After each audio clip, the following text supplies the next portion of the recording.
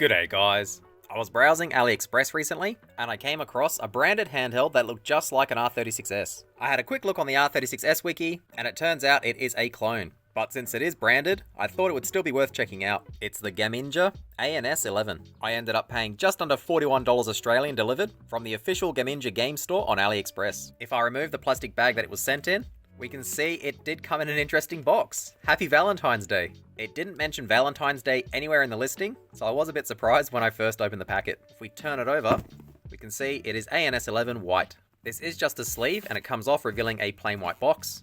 So if you were gifting it to someone and you didn't want it to be a bit weird, you could just take the sleeve off and give them the plain box. Let's open it up and take a look at what we get inside. So we get the little soft foam piece that's usually inside the packet, but this time it's outside. And it just says the battery might drain really quickly, so you have to make sure you charge it up fully. It's a bit weird they didn't put it inside the packet. We'll continue.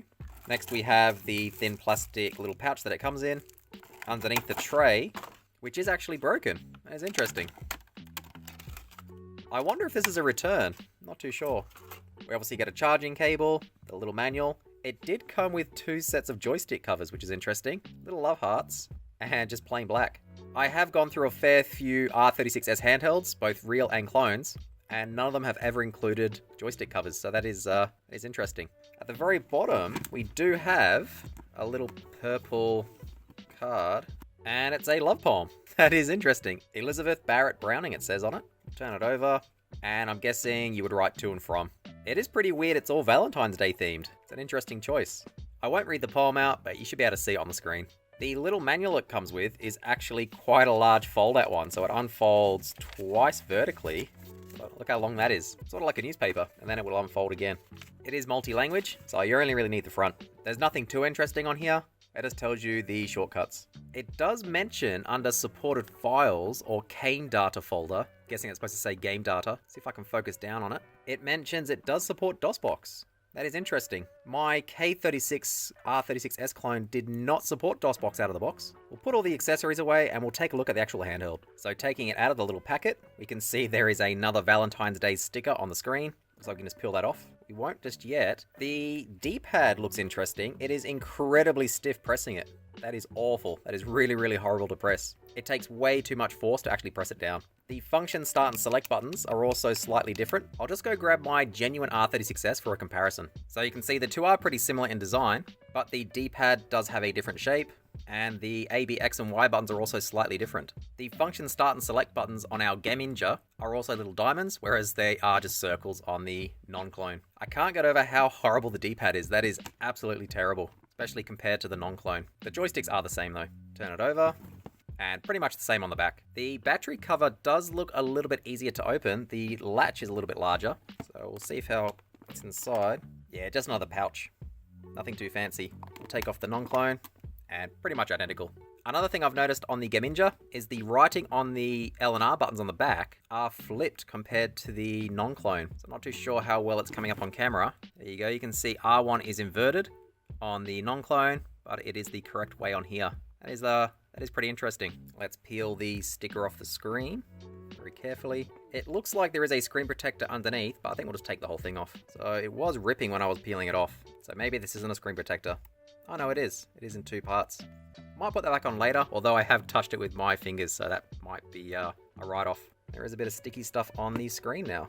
If we take a look at the sides, the power and reset button and volume buttons are standard, but I've noticed that the TF1 and 2 slots have been reversed. So the right-hand slot, which is usually the boot slot, is labeled TF2 on here. And if we go to the left, it's TF1 on the left-hand side. I'm pretty confident this is the ROM slot still, and they've just mixed up the naming. We take the SD card out, 64 gig, but it is pretty low quality, so I won't use that permanently. But we'll power it on, and it should boot from internal flash. Yep, we got something on the screen, which means it is booting internally. It's giving us the same generic "we can't find any systems" error that you also get on the standard R36S clones. So nothing surprising here.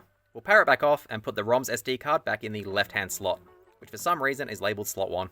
I did have to check just to make sure I wasn't going crazy, and sure enough, on our genuine R36S, the left-hand slot is TF2, and it says game, but on the Gaminja, it does say TF1. It doesn't say game at all. The right-hand slot just says TF2, whereas on our non-clone, it does say TF1-OS.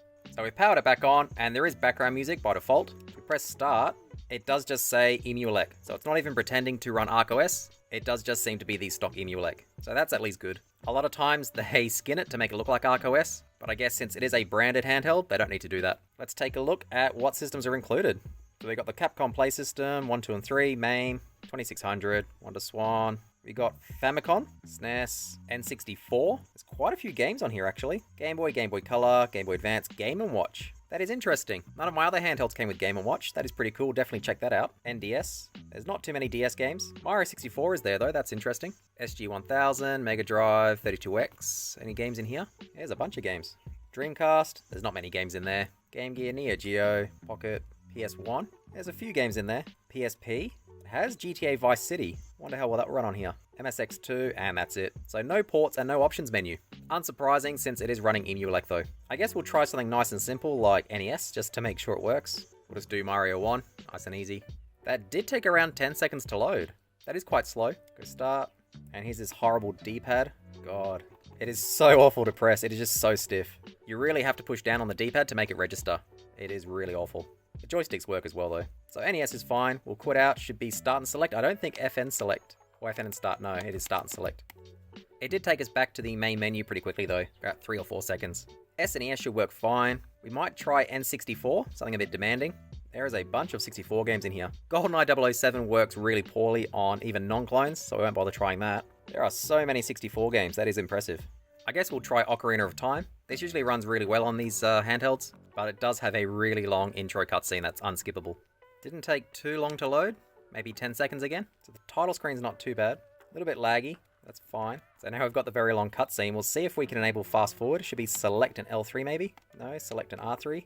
That's save state. It doesn't actually save, that's fine. Oh no, it is saving, just really slow saving. There we go. So select an R2 is fast forward, but it doesn't toggle it, you have to hold it down, and it doesn't go that fast. It looks like it has crashed actually. There we go. I guess we'll come back when we're actually in the game. So we're finally in the game. Seems to be running okay. A couple of lag spikes, but nothing serious. Yeah, it seems okay. It looks like it runs about as well as it does on the non-clone running ArcOS, so 64 performance is pretty bad on these handhelds in general, but some games do work okay. We'll quit out of this one. Let's try some Game & Watch just to see what games are included. I guess we'll do Mario Bros. It's finally loaded. Pressing start shows you the controls. I'm not sure how to play this, but it does seem to be working. I have to avoid the matches it looks like. That's pretty neat. It does seem to be running perfectly, so not much else to show. We'll try some NDS, see how well that runs. And I think we'll try Mario Kart DS, something nice and easy. So it loaded pretty quick. We do only have one screen. I should be R2 to toggle. So R2 toggles, and we can't toggle to split screen. Only full screen. Oh, there we go. R3 toggles it between split and full. It was a little bit glitchy during the cutscene, but it seems fine now. Yeah, it seems to be running full speed, no issues.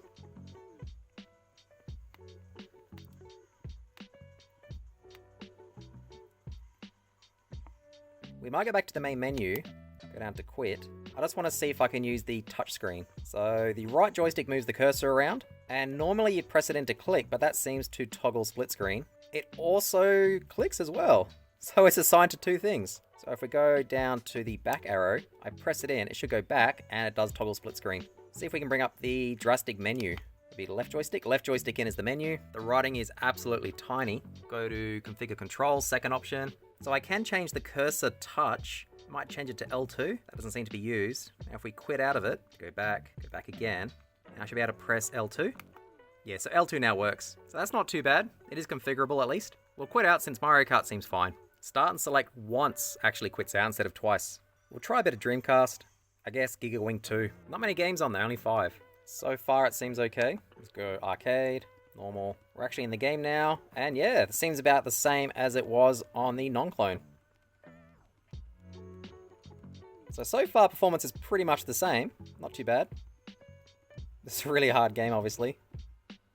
And I've already died. Yeah, Dreamcast seems fine. We'll quit out of this one. We'll try PS1. And we'll do Mega Man 8, something nice and easy. It does seem to take around 10 seconds to load any game.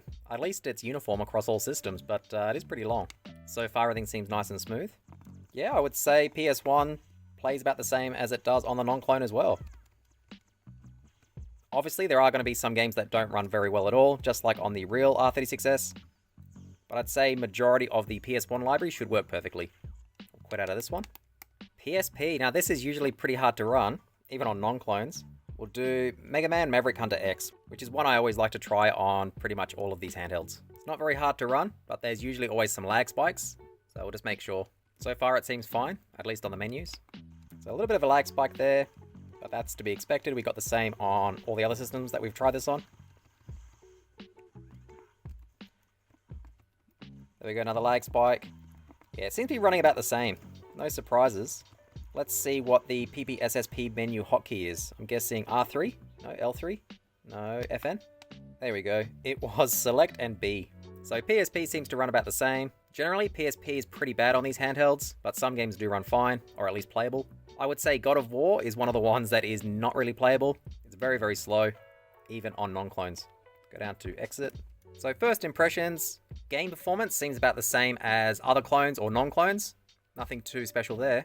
I think next we'll see if we can get internet access on our handheld. Usually on these clones, on stock Emulec, wireless adapter support is pretty terrible, and USB tethering usually doesn't work. Actually, without an options menu, I'm not sure how we would connect to Wi-Fi. We'll press start. Emulec settings? Not there. Network settings? Oh, there we go, enable Wi-Fi. I'll go grab an adapter and we'll see if it gets detected. We'll start off with this cheap little no-name $2 one. I haven't been able to get this working on any clones so far, but it does work fine on non-clones. We'll put it into our OTG port. It does still say OTG on the right. That's good. Enable. Oh, it's gone into play mode. We'll go enable Wi-Fi. It looks like we do have to manually enter it. Oh no, refresh. So far no good. I might reset the handheld with the Wi-Fi adapter connected. So let's finish restarting. We'll press start again. Go down to network, Wi-Fi SSID, but yeah, still nothing detected. So it looks like it still has the terrible wireless adapter support. I think we'll try USB tethering anyway, just to make sure. We'll disable Wi-Fi first, just in case that interferes with anything. So I've connected my Android phone. It did detect it, which is good. So I'll try enable USB tethering, and we'll see if it actually works. So far, no good. It does say not connected. Yeah, it looks like USB tethering doesn't work either. We'll go to enable Wi-Fi just in case it's that, although I highly doubt it. Yeah, nothing. So still pretty hard getting internet access on the Gaminja. Overall, it's not a terrible handheld. Game performance was pretty much the same as my other R36S handhelds, both clone and non-clone, so that's a good thing. The biggest issue is the D-pad is really hard to press, but I guess you would get used to that eventually. And since it is running Emulec, it does have really terrible wireless adapter and USB tethering support. The Valentine's Day packaging was pretty weird. I'm not too sure why they didn't mention this on the site, or why they even went with this theme to begin with. I can't see any reason why you would opt to go for one of these Gaminja handhelds over a genuine R36S. This wasn't even that cheap, and I actually ended up paying more for this than my original R36S. If you do see one for sale locally for pretty cheap, and all you want to do is play the old 8 16-bit games, and you don't like tinkering, then this isn't terrible, but just be aware the software does leave a lot to be desired. I will be installing ArcOS to this in a future video, and seeing how well that performs compared to the stock OS. As with all of these handhelds, it's important not to use the stock SD card for too long, since they do fail. When it fails, you'll lose everything on the SD card, and for this specific handheld, since it does boot internally, you won't lose the OS, you will just lose all of your games and saves. I think that'll do it for today. If you have any questions or comments, let me know down below. Otherwise, thanks for watching.